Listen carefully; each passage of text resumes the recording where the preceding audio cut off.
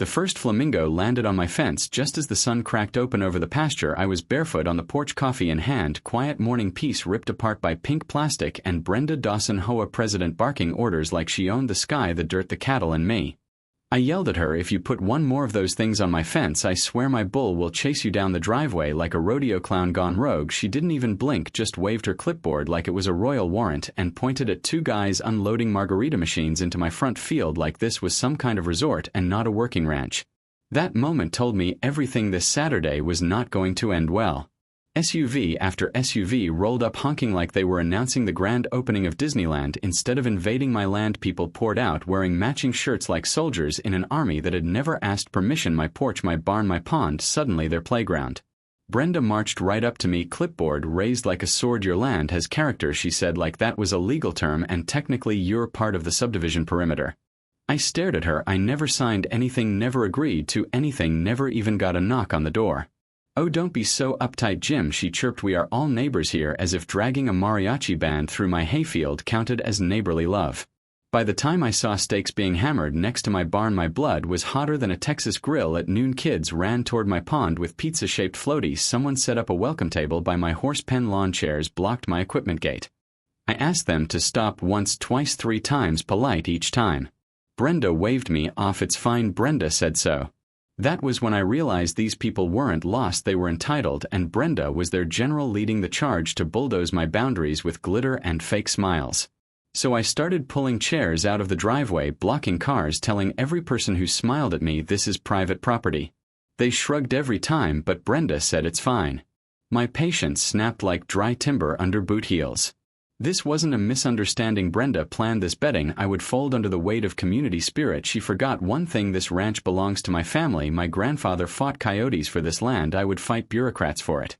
I stood inches from her face. "How would you feel if I drove my herd onto your perfect lawn and held a barbecue auction without asking?" She smirked. "That's different. This is for everyone's enjoyment." That sentence lit the fuse. She wasn't leaving, her people weren't leaving. My ranch was seconds from becoming a carnival, and I was the only one standing in the way. I could have screamed, I could have swung. I didn't. I walked inside, called my cousin, the lawyer, pulled out every deed, every map, every document proving this land was mine long before her Hoa existed. He laughed. "She has no case." But he added, "People like her don't need facts, they need drama, and she's got a stage." Next morning, they staged a protest outside my gate. Lawn chairs, coffee cups, megaphone in Brenda's hand, preaching about harmony while cameras rolled, live streaming, painting me as the villain. I walked out calm. "My land is not yours, not now, not ever." She called me selfish, antisocial, asked what was wrong with a little kindness. Kindness meant surrender. Hank, my quiet neighbor, stopped by later that week, warned me she was holding secret meetings claiming my land fell under Hoa rules because of some dotted line on a 40-year-old map. Nonsense, but she treated it like law. Flyers appeared on my fence: "Help us save the party. Jim's land is community land." Blocked calls, kids chanting slogans on bikes, fake violation notices taped to my mailbox. This wasn't random, this was war. Brenda wanted me broken, begging, signing away my silence. Instead, she made me stronger. I dug out photos, survey maps, deeds from 1923, proof this land was never hers to claim. Then came the escalation. Brenda showed up again, flanked by 2 guys in polo shirts calling themselves security, handed me a letter. "Party scheduled, community voted, cooperation optional." I looked her in the eye. "What part of private property do you not understand?" Her face turned the color of a charging bull. "You're ruining everything," she screamed. "You're the only obstacle." This wasn't about fun anymore, this was about power. By Tuesday morning, orange cones blocked my driveway, a banner stretched across it: "Future site of Hoa Summer Bash." Volunteers measured my front yard like they were planning a shopping mall. I tore it down through the cones in my truck. Brenda popped out from behind an SUV. "You destroyed Hoa property." Crowd gathered, phones recording. She was building her story, making me the monster, making herself the martyr. That night, I stopped reacting, I started preparing. Deeds, photos, videos, witness statements, harassment logs. I wasn't just defending my land, I was building a trap. And I knew Brenda was coming back with something bigger.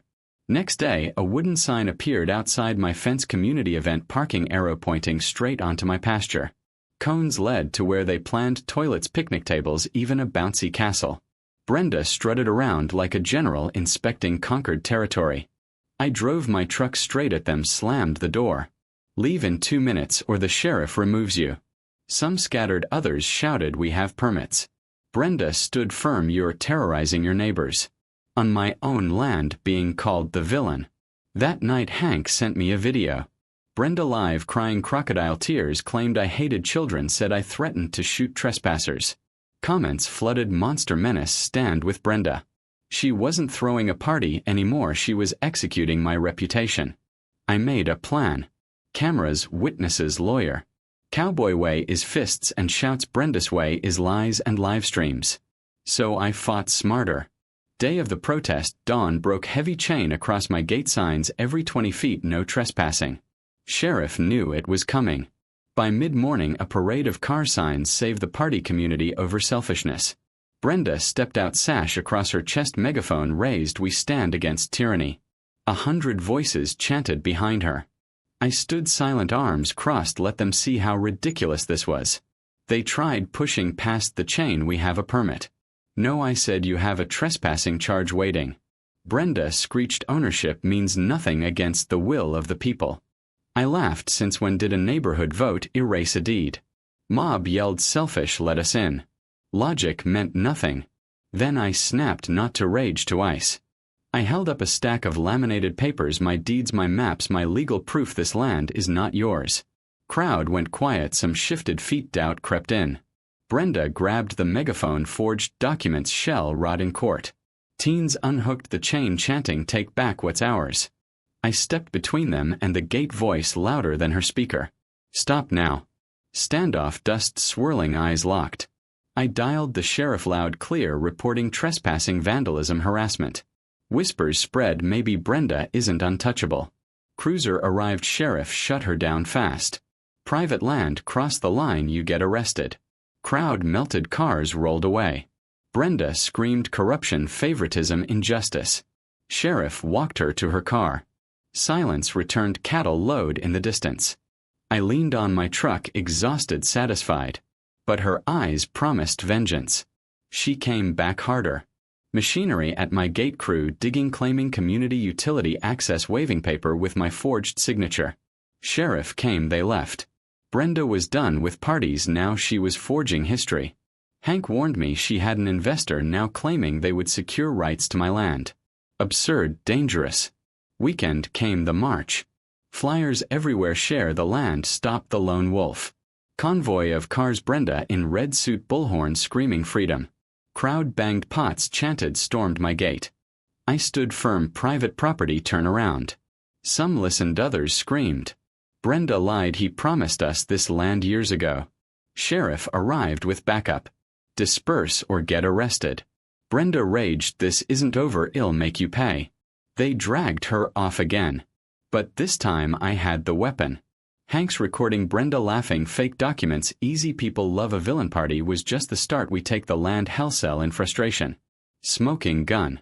Lawyer grinned, we bury her. Counter lawsuit, harassment, defamation, fraud. Evidence stacked, trespass photos, forged papers, witness statements, the recording. I waited, let her twist herself tighter. Final move, peaceful, sit in dozens, crossing my fence, camping till I surrendered.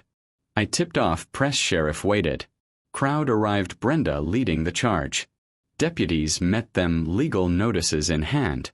Recording played over loudspeaker, Brenda's voice confessing every lie, every scheme, every theft. Cheers died, silence, then murmurs, betrayal. People apologized, faces red.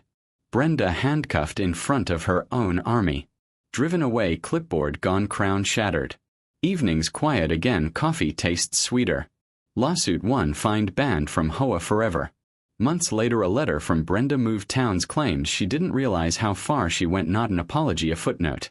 I tossed it. Victory wasn't forgiveness, victory was fences rebuilt, gates locked, truth louder than lies. Ranch stands mine. And if another Brenda comes, let her try. I'm waiting.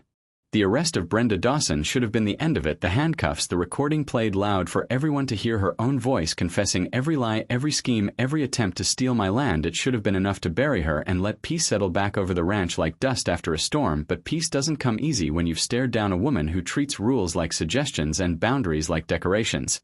In the days that followed the spectacle at my gate, the neighborhood went quiet, not the peaceful kind of quiet, but the heavy kind, the kind that sits on your chest like wet wool. People who used to glare out their car windows now looked away quick, like they were ashamed, or maybe just embarrassed that they ever believed her lies. Some stopped by with apologies, mumbled words about how convincing she was, how they just wanted to feel part of something bigger than themselves. I took their words, nodded, politely handed back their pies and casseroles, but I didn't forget how fast a crowd can turn when someone hands them a villain and a megaphone. Brenda was gone from the HOA, stripped of her title, banned from holding any position again, fined so hard her bank account probably whimpered.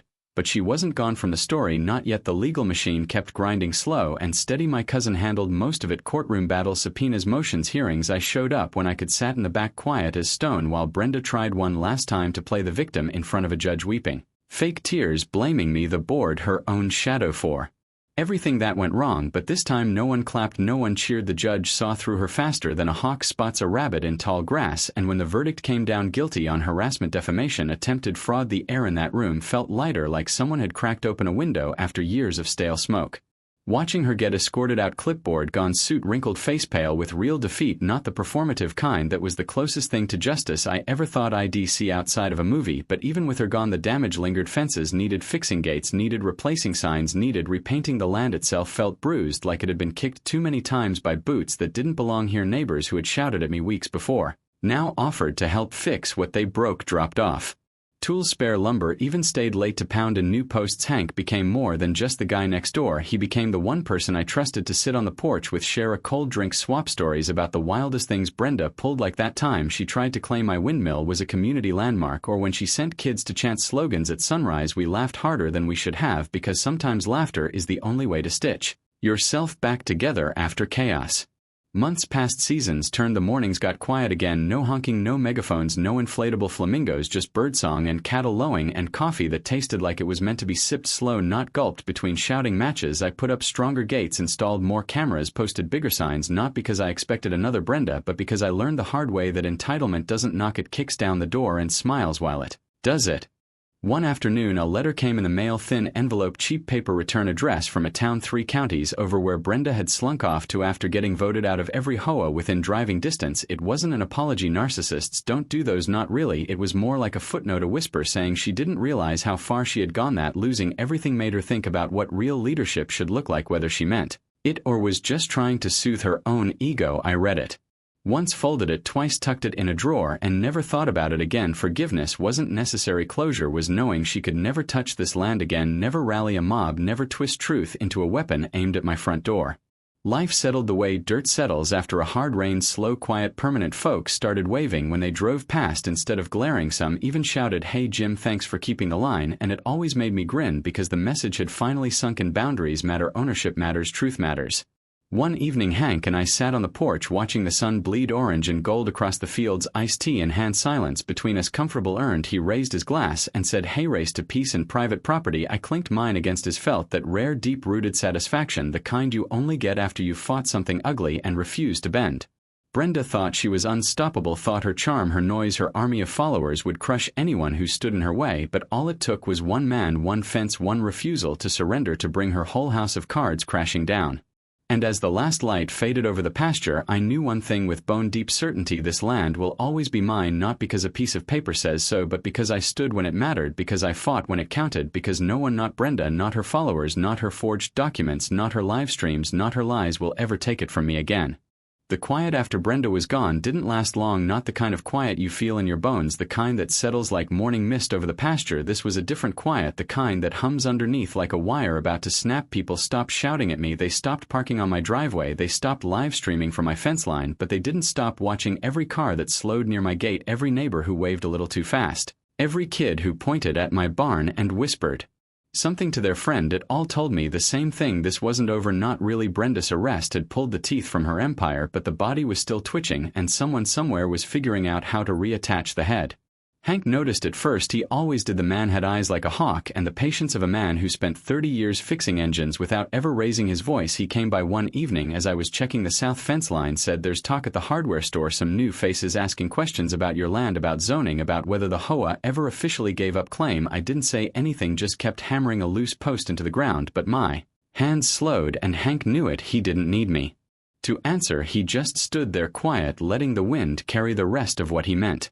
It started small. At first, a surveyor's truck parked just outside my property line, driver pretending to check his phone, but his eyes were on my cattle, not his screen. Then a flyer taped to the gas station bulletin board, not signed, not official, just a grainy photo of my ranch with text beneath it: historic community asset under review, public comment, welcome. No date, no contact, no logo, just enough to stir curiosity and doubt.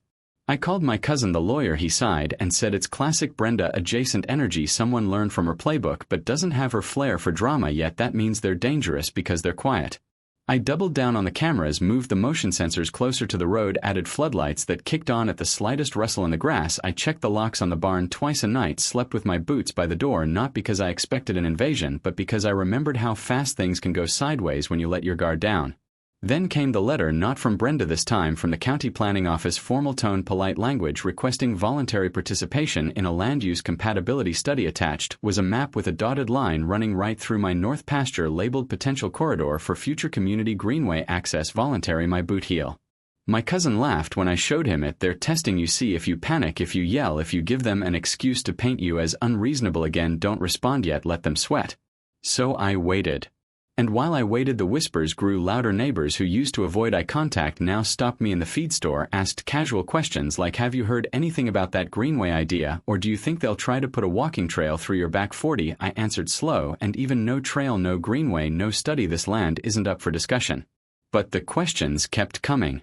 Then the Facebook group popped up, "Save our open spaces admin, hidden posts vague but urgent. We must protect our shared heritage before it's sold off to private interests," accompanied by old photos of kids fishing in my pond decades ago, before I even owned the place, before the HOA existed, before Brenda was born. Clever. They weren't claiming ownership, they were claiming memory, and nostalgia is a weapon sharper than a subpoena. I didn't fight them online, didn't post rebuttals, didn't argue with strangers hiding behind profile pictures of sunsets and golden retrievers. Instead, I printed every post, every comment, every share, compiled them into a binder next to the deeds, the surveys, the court orders, the recording of Brenda's confession. This was my armor now, not anger, not threats, just proof stacked thick and heavy like bricks. One morning I found stakes in the ground along my eastern boundary, bright orange flags flapping in the breeze. No crew, no trucks, no permits, just markers, like someone was drawing lines in the dirt, waiting to see if I would notice or if I would let it slide. I pulled them up one by one, tossed them in the bed of my truck, drove them straight to the county office, dropped them on the counter in front of the clerk with a smile, and said, "Tell whoever planted these that Jim says thanks but no thanks." The clerk blinked and said, "Sir, this is a public planning initiative." I leaned forward just enough to make her shift in her chair. "This land has been in my family since before this town had streetlights, before your office had a printer, before anyone thought a walking trail belonged next to a bull pasture. You want to plan something, plan around that." I left before she could respond. That night Hank brought over a 6-pack and 2 chairs, sat with me on the porch as the sun dipped low, said, "You know they're not going to stop until you make it cost too much." I nodded, "I know." He cracked a beer, handed it to me. "So what's the play?" I took a long pull, let the cold burn down my throat, then smiled. "For the first time in weeks, we hit them where it hurts, not the law, the wallet." Next week I filed for agricultural exemption full status, which meant tax breaks, tighter protections against development, and a legal shield thicker than oak bark. I posted the certificate on my gate, big bold letters, AG, exempt, no commercial, recreational, or municipal use permitted without written consent of owner. The Facebook group went quiet. The surveyor's truck stopped showing up. The flyers disappeared. For a while it felt like victory again, real this time, not the shaky kind that comes after handcuffs, but the solid kind that comes after strategy, after patience, after knowing your enemy better than they know themselves. But then the email came, anonymous sender, subject line, "Your land belongs to everyone," attachment, a scan petition, over 200 signatures, neighbors, nearby towns, even a few names I recognized from Brenda's old mob, all demanding the county override my exemption for the sake of community unity. I stared at the screen, didn't click the attachment, didn't reply, just closed the laptop and walked outside, stood in the middle of my pasture, boots in the dirt, looked out over the fields, the hills, the fences, the gates, the silence. Hank found me there later, didn't ask what happened, just handed me another beer and said, "They're scared you're winning." I took the bottle, clinked it against his, and said, "Good." Because this was never just about land or parties or flamingos or megaphones. This was about who gets to decide what's yours. And I decided. No one else. The petition should have rattled me 200 name signatures, some real, some scribbled, some probably forged, all demanding the county strip my land of its protections in the name of community unity. It should have felt like a punch to the gut, like Brenda's return dressed in new skin whispering from the shadows, but it didn't, because I had stopped fighting ghosts, I had stopped reacting to noise, I had learned the hard way that the loudest threats are never the deadliest. The ones you need to watch are the ones who move quiet, who plant flags instead of flamingos, who file paperwork instead of throwing parties, who hide behind emails instead of megaphones. I didn't open the attachment, I didn't respond to the sender, I didn't post about it online, I didn't call a press conference, I didn't yell at the clerk or storm into the county office waving my arms like a man on fire. I just closed the laptop, walked outside, stood in the center of my pasture, and breathed in the smell of dry grass and cattle and dirt and silence, the kind of silence that belongs to you, not the kind that sits heavy, waiting for the next shoe to drop. Hank found me there later as usual. He didn't ask what happened, didn't ask if I was okay, didn't ask if I needed backup. He just handed me a cold beer, sat down on an overturned bucket beside me, and said, "They're scared you're winning." I took the bottle, clinked it against his, and said, "Good." Because this wasn't panic, this was progress. They weren't sending mobs anymore, they were sending petitions, which meant they were desperate, which meant they were losing, which meant I was doing something right. My cousin called the next morning, voice sharp with amusement. "You filed for AG exemption, didn't you?" "Yep." "And posted the certificate on your gate, big bold letters?" "Yep." "And now they're trying to override it with a petition signed by Randy Peters, who runs the bait shop, and Mrs. Ellis, who thinks her cat is the mayor." "Sounds about right." He laughed. "They don't have a legal leg to stand on, Jim, but they're trying to build a ladder out of public opinion. Let them try. That's the spirit, but don't get cocky. These people learn fast. They watched Brenda crash and burn, and now they're playing a longer game." I knew he was right. So I played it longer. I started hosting open ranch days once a month, invited school groups, 4-H kids, even retired folks from the senior center, showed them how the land worked, how the cattle moved, how the fences kept things safe, how the gates stayed locked for a reason. I didn't mention the HOA, I didn't mention Brenda, I didn't mention petitions or greenways or community unity. I just let them see the truth with their own eyes, let them pet the calves, drink lemonade under the oak tree, take photos with my old tractor, let them leave with dirt on their shoes and smiles on their faces. Word spread.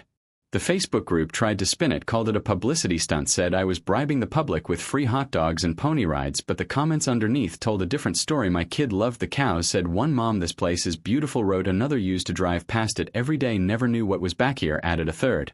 The narrative was shifting. Not because I shouted, but because I opened the gate on my terms.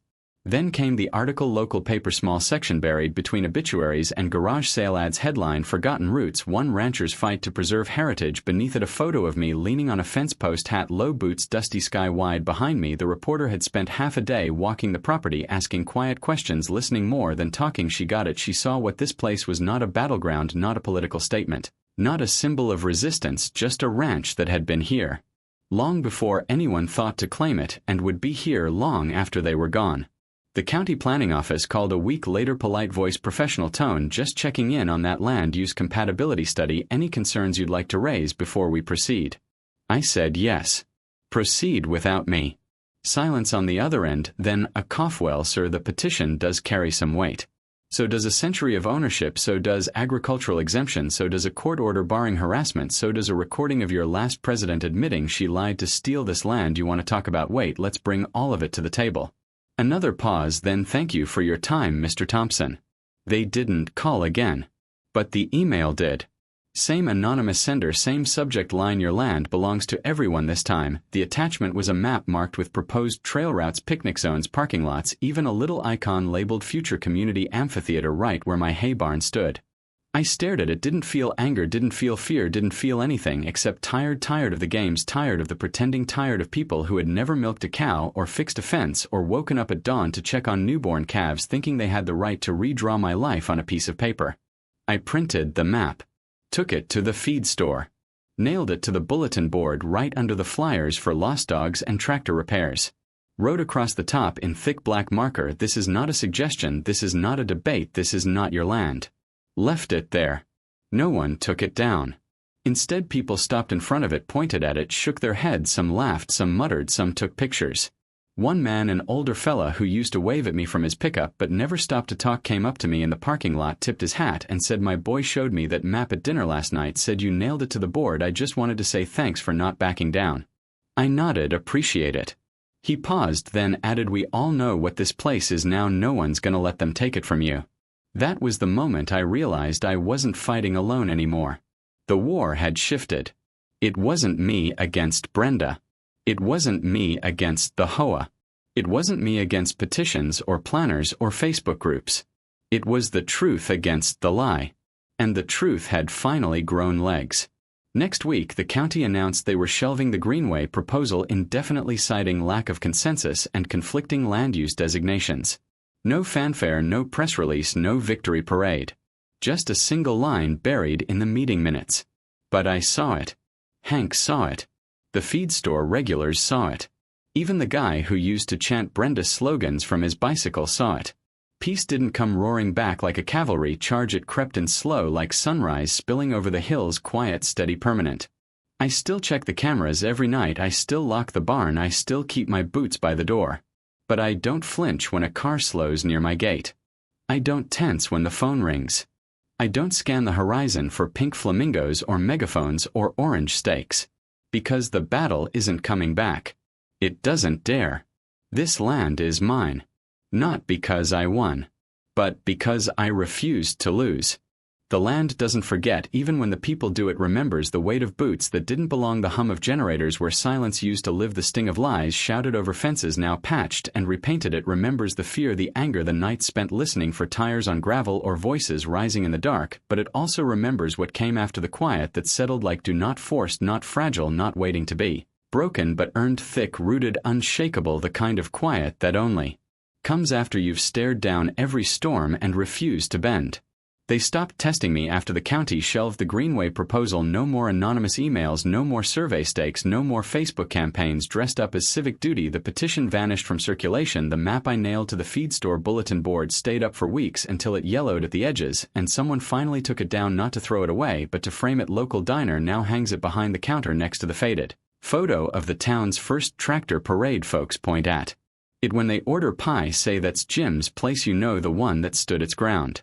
I still wake before dawn, not because I'm waiting for trouble, but because the land wakes me. Sun pushing gold through the trees, cattle shifting in the pasture, wind brushing the grass like a hand smoothing a blanket over something precious. I walk the fence line not to check for damage anymore, but to feel the rhythm of it, post to post, wire to wire, mile after mile. This is mine, not because a court said so, not because a paper was signed, not because I yelled the loudest, but because I showed up day after day, season after season, long after the cameras left, long after the crowd dispersed, long after Brenda packed her clipboard and slunk off to some other town to start fresh with new victims and new lies. Hank still comes by every Thursday, brings 2 beers, sits on the porch, doesn't talk much, doesn't need to. We watch the sky turn from gray to pink to blue, listen to the birds wake up one by one, hear the distant low of a calf calling for its mother. Sometimes he says something like, "Saw Mrs. Ellis at the post office. She asked how the south pasture was doing," like she actually cared about the grass, not the gossip. Other times he just sips his beer, lets the silence do the talking. Both are enough. The kids who used to bike past my driveway chanting Brenda slogans now stop to ask if they can pet the horses. Some bring apples they saved from lunch, others just stand wide-eyed while a curious heifer nuzzles their palm. Their parents hover at the gate, smiling, not the tight, nervous smiles from before, but real ones, easy ones. They thank me for letting them visit, say their kid hasn't stopped talking about the tractor ride or the baby goats or the way the wind sounds out here when there's no traffic. No sirens, no megaphones. I don't host big events anymore, no open ranch days, no school tours, no lemonade stands under the oak tree, not because I'm closing the door, but because I don't need to prove anything anymore. The proof is in the soil, in the hoofprints, in the repaired gates, in the stories people tell at the diner over coffee and pancakes. They don't call me the selfish rancher anymore, they call me Jim, the man who kept his land, the man who didn't break, the man who reminded them that some things aren't meant to be shared. Not because they're greedy, but because they're sacred. My cousin sent me a letter last month, official county seal at the top, formal language dry as dust. Enclosed was a copy of the final dismissal order for Brenda's appeal case, closed permanently, no further action permitted. He wrote beneath it in pen, "P.S. She tried to file from 3 different counties, got rejected each time. Rumor says she's thinking of moving out of state." I folded the letter, put it in the same drawer as her apology note, the one she wrote after the arrest, the one that wasn't really an apology, just a whisper trying to soften the echo of her own collapse. I haven't looked at either since. Forgiveness was never the goal. Peace was. And peace came not with a bang, not with a courtroom gavel, not with a headline or a victory speech, but with mornings that start without tension, with gates that stay unlocked during daylight hours, with neighbors who wave because they mean it, not because they're scared or guilty or trying to make up for something. One evening last fall, as the sun bled red and gold over the hills, Hank raised his bottle toward the pasture and said, "You know what the funniest part is?" "What?" "Nobody even remembers what the party was supposed to be for." I laughed for real, then deep and rough like gravel under boot heels. He was right. They remembered the flamingos, the margarita machines, the bull chasing Brenda down the driveway, the recording played over loudspeakers, the handcuffs, the silence after. But the party? Gone. Forgotten. Like it was never the point to begin with. Because it wasn't. It was always about control. About who gets to draw the lines. Who gets to say what's yours. And now everyone knows the answer. Me. Not the HOA. Not the county. Not the Facebook group. Not the petition. Not the map. Not the noise. Me. This land breathes because I let it. It stands because I held it. It thrives because I chose it every single day, even when it cost me sleep, even when it cost me peace, even when it cost me trust. And if another Brenda rises somewhere else, if another mob gathers with clipboards and cameras and righteous fury, let them come. Let them try. They'll learn what this dirt already knows. Some boundaries aren't meant to be crossed. Some men aren't meant to be moved. And some fights, no matter how quiet, are worth winning.